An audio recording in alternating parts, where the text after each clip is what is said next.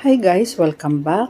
Hindi maiiwasan na mayroong mga luggage or maleta na magkakamukha kaya hindi rin maiiwasan na mayroong magkamali sa pag-claim sa bagahe ng ibang pasahero.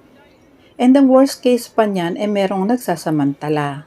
Pati yung tag ng bagahe natin ay ipinagpapalit para magmukhang legit na bagahe nila yung bit-bit nila palabas ng airport.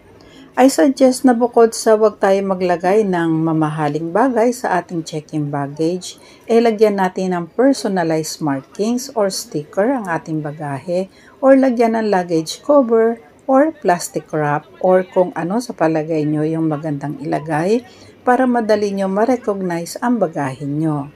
Iwasan lang natin guys yung sinasabit na may mahabang strap dahil possible po na sumabit yon sa conveyor belt. Thank you guys for watching.